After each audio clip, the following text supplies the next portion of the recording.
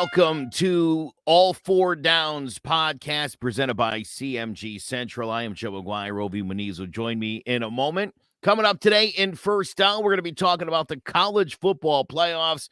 The College Football Committee has released its top six. We'll take a look at that compared to Ovi's top six and decide which of the four teams will be there on December 4th.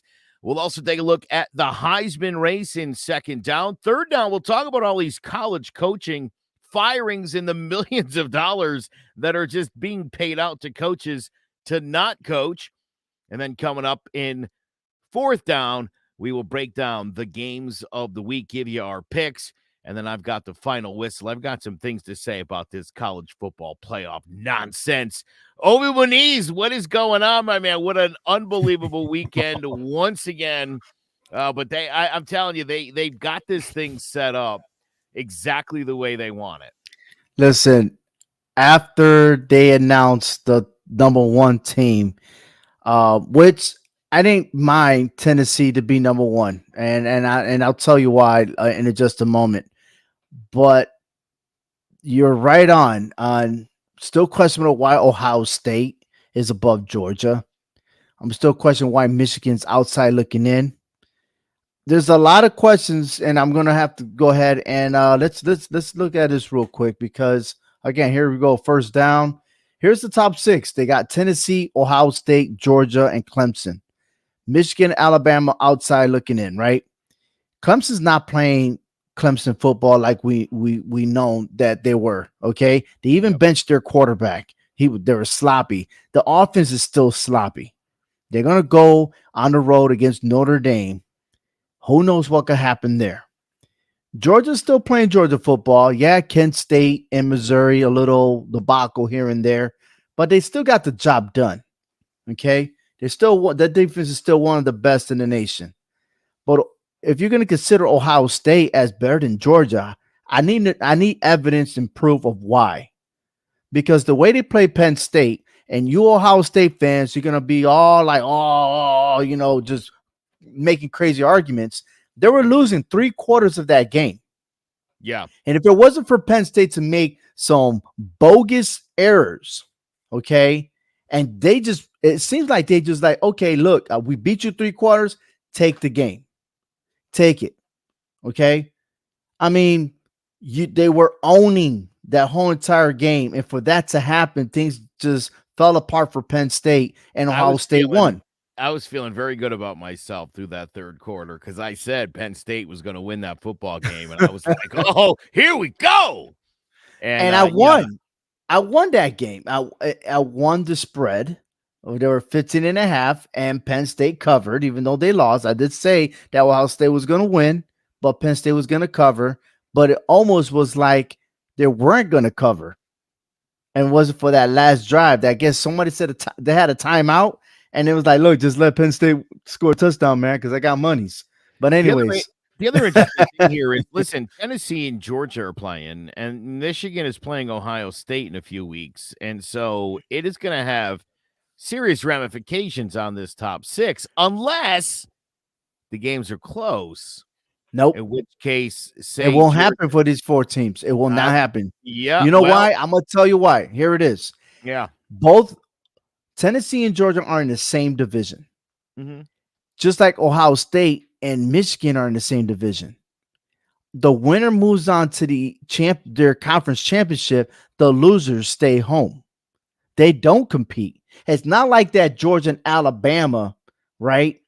Both first place teams go at it depending on the outcome. They might see each other again, which we did. We saw them in the national championship. Alabama was SEC champion. Georgia was ranked so high that they went to number 4, and then boom, they went at it for the championship, and it was one heck of a game, right? But this is not the same scenario. What you have is if Georgia were to lose, they're eliminated from the college football playoffs. If Tennessee loses, they're eliminated because Alabama is going to take over that slot. Okay? So there's no like, if I lose, I still got a chance. Not for these 4 teams. Absolutely not. I just don't see it. I would be shocked look, right now you got 3 SEC teams in the top 6. And again, right, one already beat one. I'm telling you, if Georgia beats Tennessee, you could slot Georgia in at 1 and drop Tennessee to 3. And Tennessee will be one of those teams when the first year of the college football playoffs, Mississippi State was ranked number 1 and immediately lost their game, and then they yep. were forgotten. That's exactly what's going to happen with Tennessee.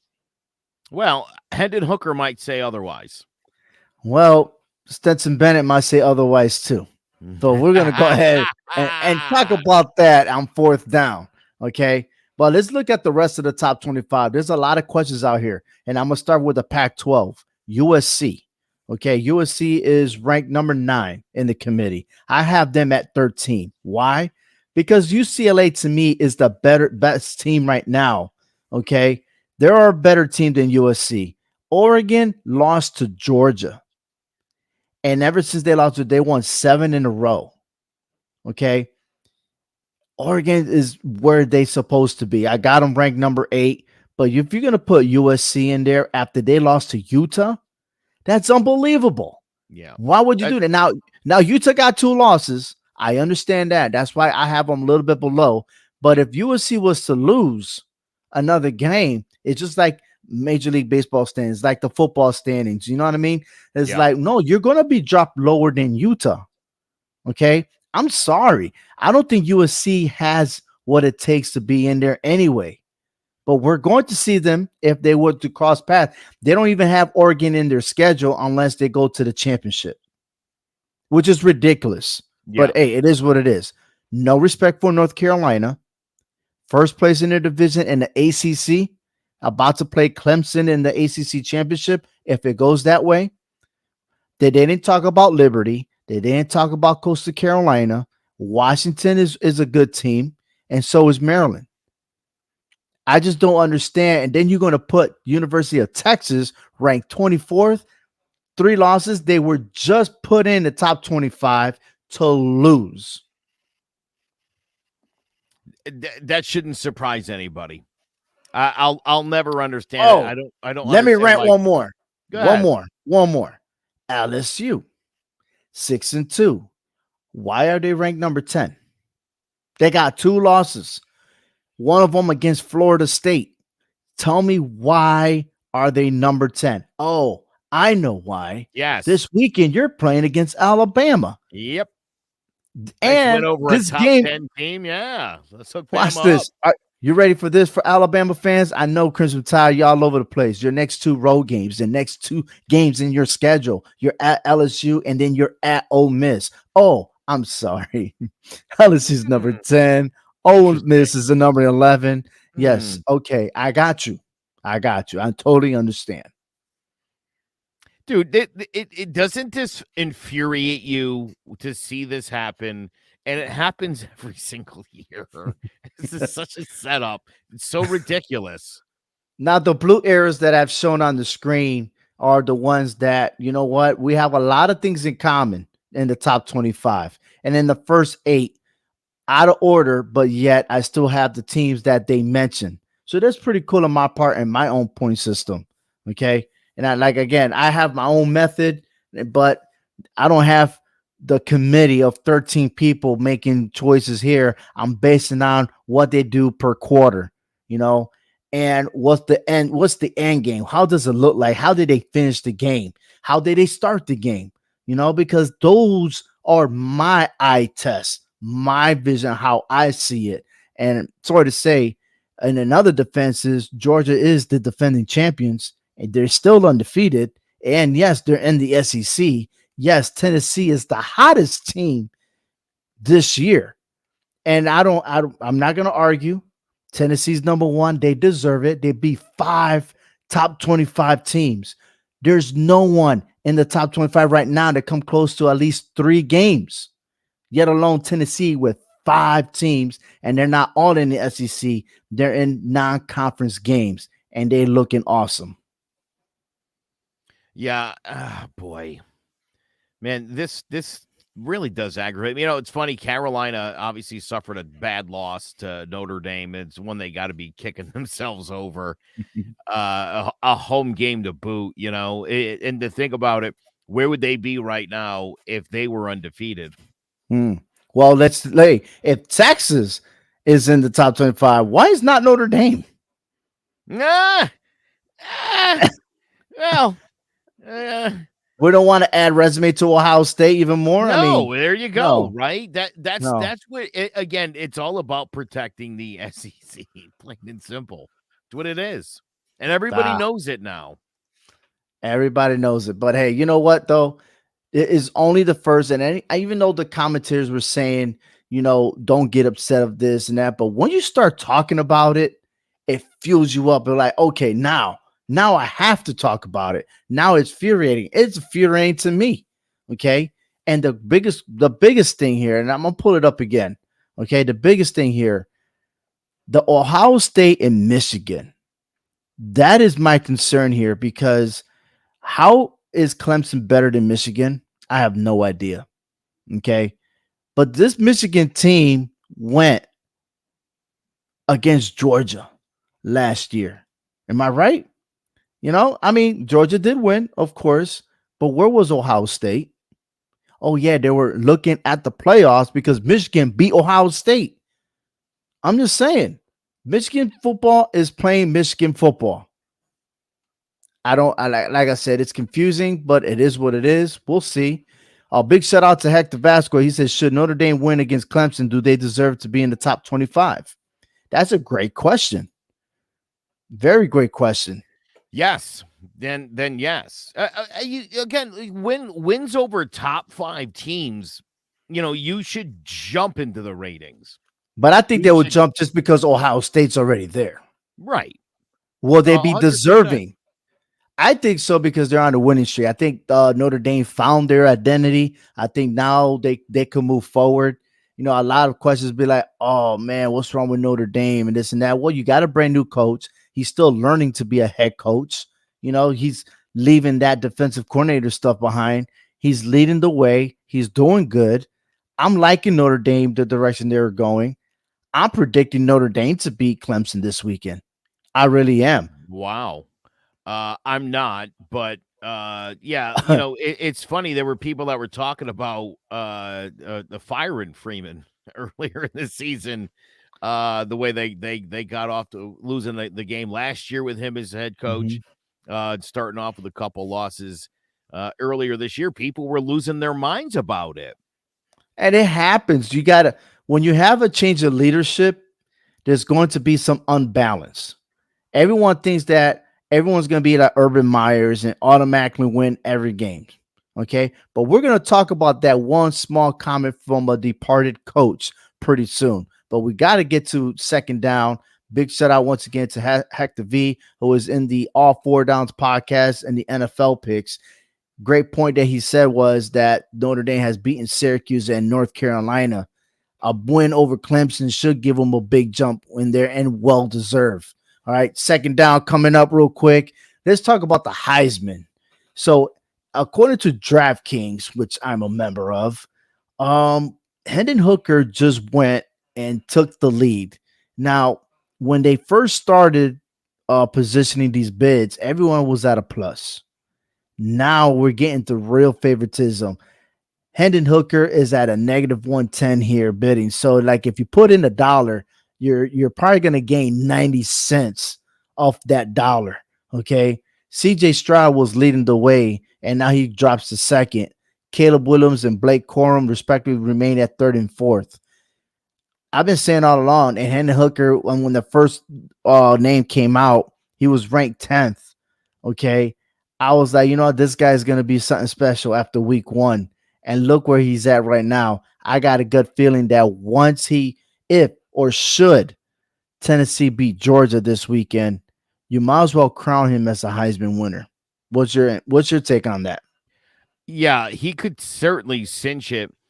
But with that in mind, if Max Duggan and TCU finish this season undefeated and Hendon Hooker and Tennessee don't, where does that leave Max Duggan in the mix? Max Duggan is not going to be considered a Heisman. I'm sorry.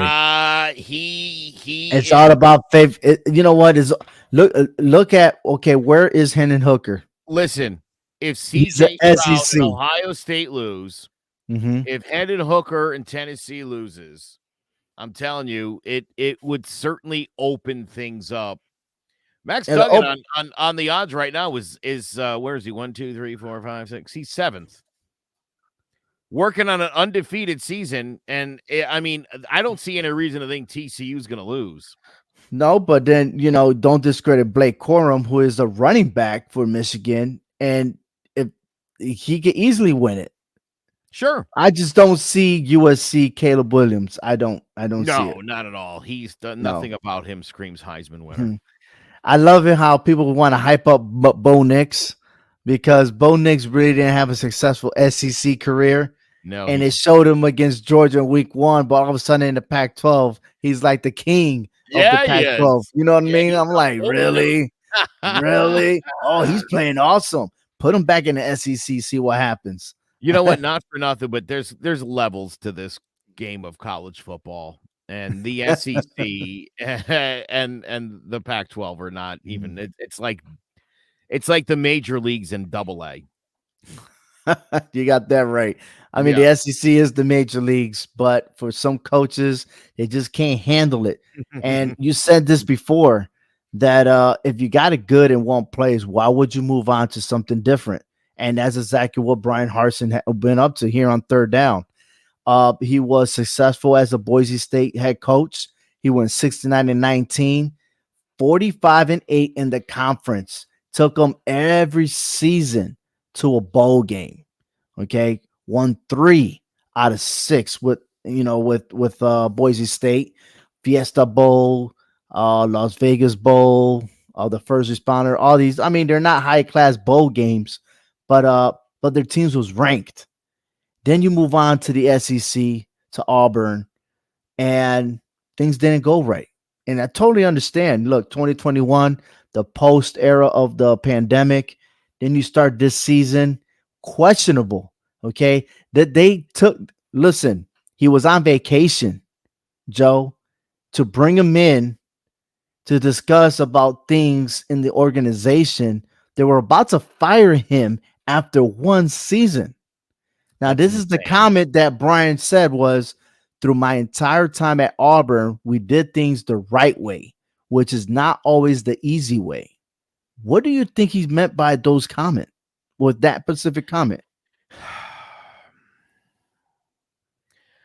I think what he's saying is that the university doesn't want you to do things the right way because they want you to win football games at all costs. And going back to at least Cam Newton and I'm sure to Cadillac Williams and guys in the past at Auburn, Auburn doesn't strike me as one of those schools. They've been in trouble before for violations. Auburn is definitely a college football program. There's not much else to be offered at Auburn other than football. And they're very dependent on this team playing well. And the separate. I mean, man, just think back a few years ago where they were neck and neck with Bama all the time, and now they're a complete afterthought in the SEC. They thought bringing in a high quality coach to replace a really high quality coach was going to work. And again, you're talking about this is a guy who came from Arkansas State to Boise State to one of the biggest programs in the history of college football. Again, as you mentioned, not a great scenario last year. Obviously, they've had issues. Bo Nix really never got right while he was there, and they've been pretty rough this year. But dude, the SEC is really good, and Auburn's just gotten left behind. And so I get the sense you look at someone like Brian Harsin and the success that he had doing things the right way. And you face an administration that wants you to do things the shady way, as Auburn has always done, and he didn't want to do it. And this is the things he gets. And just left the question like, how are the other colleges handling business? And if that's an integrity check, and he's stuck by his work ethics and his morals, then I will applaud Brian Harsin. Not only him getting fired, but to get a bigger paycheck. because that's what it boils down to is this year, and is now is getting the national attention that once you get fired, you're getting more money than what you were making as a head coach. Yeah, I think the deal on him too, he gets a big chunk of money immediately, and then they've got like to make another big chunk in 4 payments. He's going to walk away with a ton of money. That program, I believe, is still paying on the previous contract and now has to hire. So, for all intents and purposes, next year, Auburn's paying 3 different guys to be their head coach. And who's paying for that though? The school. No, the school is not paying for it. If you want to go to the University of Auburn, you're paying that check with your tuition. That's exactly what's happening. And it's sad. It's sad that the tuition's going up. You got all these billions of dollars that they're making, like you keep mentioning, and they're just throwing away money because they're getting money from the students paying for their college. This is a football school, right? I think even if you go to Auburn not to play football, you're going to Auburn to watch football on Saturdays while you attend classes during the week. That's what Auburn is. And that's if you're in Michigan State, because if you're in Michigan State, then I guess you're paying for a Royal Rumble or a handicap match, as what they say in WWE, a handicap match to this scenario right here. What in God's name was going on there? Man, look, there's a violent streak running across America, and it started with the pandemic. Remember when they first started playing games again and fans were running on the field, people were spitting on players. And I think we've seen a lot more fights, especially in football. Seen a lot more guys just kind of losing their mind. This was a vicious assault, and I really do hope that people are charged with assault in this, because this kind of nonsense just you gotta nip this in the bud, and you gotta treat it real serious. Now, hold on. Let's just backtrack real quick, okay?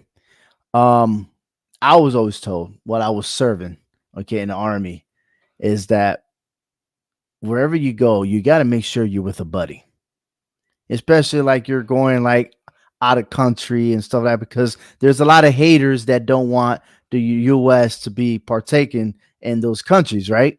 So you always got those people that would hate on you, and if you're by yourself, something bad is going to happen. What's wrong with this picture? Why is he by himself? Yeah, how did he get separated here? Did Mama didn't tell him or show him that, you're supposed to be with his own? I mean, listen, you're a Michigan fan. You're not wearing the right jersey here. But okay, let's take it back.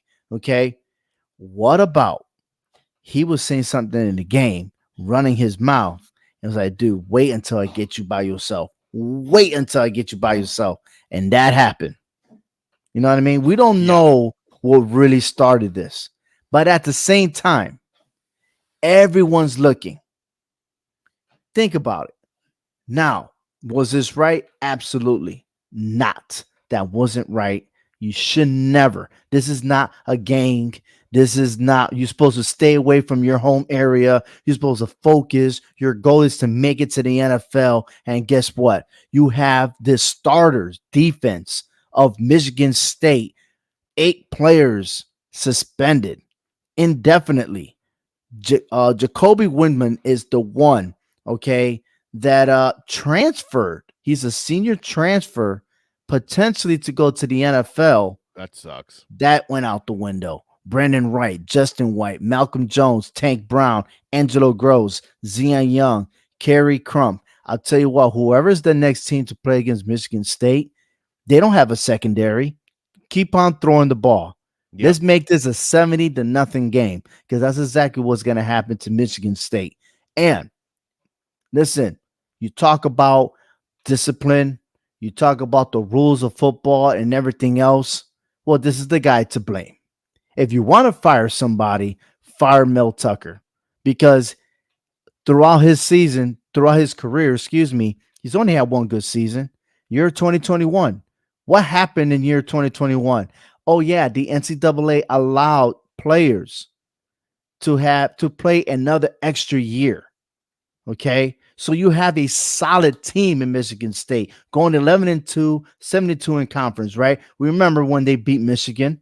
We remember that, right? Oh my God, Michigan's going to be something until they faltered the following week. But if you look at any other years, look, he was with Colorado 5-7. How did he leave Colorado to be the head coach of Michigan State with that record? Starting out 2-5, understandably, the pandemic. 2021, he looking good. How are you 3-5 right now?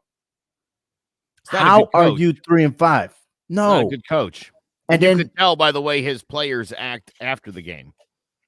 not good for business. Does that mean that they're gonna hire what's his name that just got fired from Auburn to go to Michigan State? I will. Makes sense. He does things the right way. Yeah, you want someone to do them the right way. He's your guy. You got to ask yourself, though, does Michigan State want things done the right way? Because it looks like right now they don't. Well, I mean, you're always going to be behind Michigan and Ohio State. You know, maybe in the future we'll find out what Ohio State is doing because they're always not doing the right thing either. Oh, God, yeah. Yeah, you got to know that Michigan and Ohio State and Georgia and Alabama and Clemson, they're not playing by the same rules everybody else is playing. Hey, the rapper Eminem says Slim Shady, right? He's from Michigan. Yes, sir. Yes, sir. All right, let's move over to fourth down real quick. All right, let's talk about some games, shall we? We're going to start with Oregon State and Washington, and the reason why there's a lot of potential here for maybe a 2-loss team to go ahead and move over to the Pac-12 championship. Who knows? Remember, the Pac-12 changed the rules that the top 2 teams, the 2 best records, will go at it. These guys have potential. I could see this game going close, maybe a shootout, maybe not, but there's a combination of everything in this game. I'm going Beavers on this one. I love Oregon State. They played pretty well this year. They're in a big spot here, ranked for the first time in a long time. I'm riding the Beavs. I'm taking the home team. I like Washington the way they played. I know they got 2 oopsies on this one, but their defense they turned their season around for a positive. I like Washington to take care of business at home. And this is a late game on Friday at 10:30 p.m. Eastern Standard Time. But if you're staying up, this is the game worth watching. All right, here we go. Saturday's game at 3:30 p.m. Eastern Standard Time on CBS. Tennessee, ranked number 1, versus Georgia, number 3. The opposite of what I have, but I got the 1s and 2s on this one. I'm representing Georgia. They're going to get it done. Tennessee, see ya. I think Hendon Hooker is the man, and I think he pulls out the dub on Georgia and makes things really complicated here. I do.